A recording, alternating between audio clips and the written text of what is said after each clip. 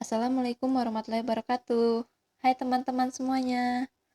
Halo, perkenalkan nama saya Istimelda Yanti dari Prodi Bimbingan dan Konseling Universitas Indraprasta PGRI. Di sini saya mau menjelaskan pendekatan client center. Semoga penjelasan saya bisa memberikan manfaat.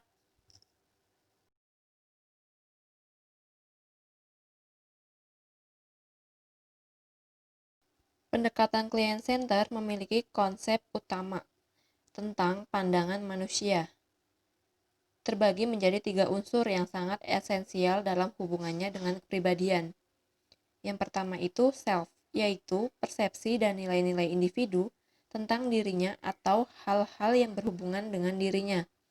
Contohnya ini seperti pandangan kita bahwa kita adalah orang yang jujur, atau orang yang sabar, ataupun orang yang egois. Lalu yang kedua, medan fenomenal, merupakan keseluruhan pengalaman seseorang yang diterimanya baik disadari maupun tidak disadari.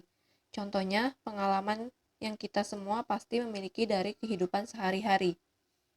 Yang ketiga, organisme merupakan keseluruhan totalitas individu yang meliputi pemikiran, perilaku, dan keadaan fisik. Pendekatan client center memiliki tujuan. Yang pertama, keterbukaan pada pengalaman. Lalu yang kedua, menciptakan suasana yang kondusif bagi klien untuk mengeksplorasi diri sehingga dapat mengenal hambatan pertumbuhannya. Lalu yang terakhir, membantu klien agar dapat bergerak ke arah keterbukaan, kepercayaan yang lebih besar kepada dirinya, keinginan untuk menjadi pribadi yang mandiri, dan meningkatkan spontanitas hidupnya. Selanjutnya, ada ciri-ciri pendekatan client center. Yang pertama, pendekatan client center difokuskan pada tanggung jawab dan kesanggupan klien untuk menemukan cara-cara menghadapi kenyataan secara lebih penuh. Yang kedua, menekankan dunia fenomenal klien dengan rasa empati dan pemahaman terhadap klien. Terapis memfokuskan pada persepsi diri klien dan persepsi klien terhadap dunia.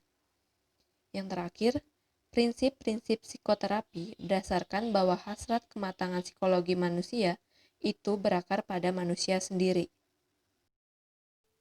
Selanjutnya ada peran konselor. Peran konselor di client center membangun hubungan yang membantu di mana klien akan mengalami kebebasan yang diperlukan untuk mengeksplorasi area-area hidupnya yang sekarang. Yang pertama, konselor tidak memimpin, mengatur, atau menemukan proses perkembangan konseling, tetapi hal tersebut dilakukan oleh klien sendiri. Yang kedua, konselor merefleksikan perasaan-perasaan klien, sedangkan arah pembicaraan ditentukan oleh klien. Lalu yang ketiga, konselor menerima individu dengan sepenuhnya dalam keadaan atau kenyataan yang bagaimanapun. Lalu yang keempat, konselor memberikan kebebasan kepada klien untuk mengekspresikan perasaan sedalam-dalamnya dan seluas-luasnya. Lalu ada proses konseling pada pendekatan client center. Yang pertama, konseling memusatkan pada pengalaman individual. Yang kedua, konseling berupaya meminimalisir rasa diri terancam dan memaksimalkan serta menopang eksplorasi diri. Yang ketiga, melalui penerimaan terhadap klien, konselor membantu untuk menyatakan, mengkaji, dan memadukan pengalaman-pengalaman sebelumnya ke dalam konsep diri. Yang keempat, dengan redefinisi pengalaman, individu mencapai penerimaan diri dan menerima orang lain menjadi orang yang berkembang penuh. Yang terakhir, wawancara merupakan alat utama dalam konseling untuk menumbuhkan hubungan timbal balik.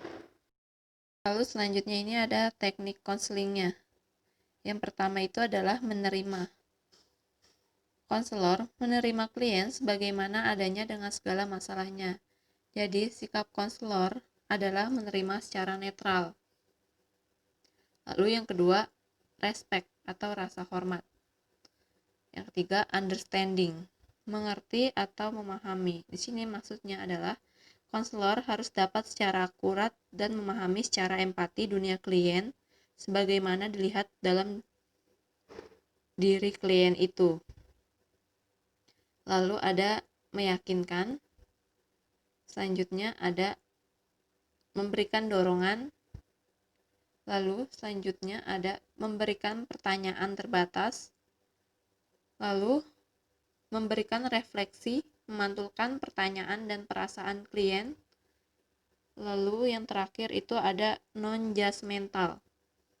Artinya, tidak memberi penilaian terhadap klien, akan tetapi konselor selalu objektif. Selanjutnya, ada kelebihan dan kelemahan pada pendekatan client center.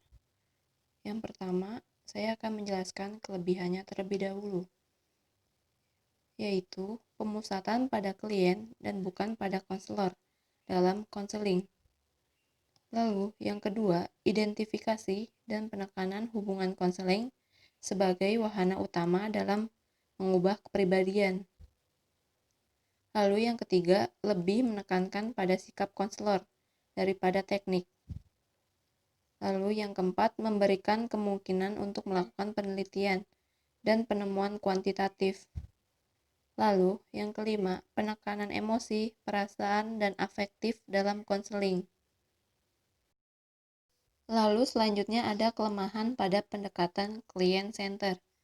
Yang pertama, tidak semua konselor bisa mempraktekkan terapi client center, sebab banyak konselor yang tidak mempercayai filsafat yang melandasinya.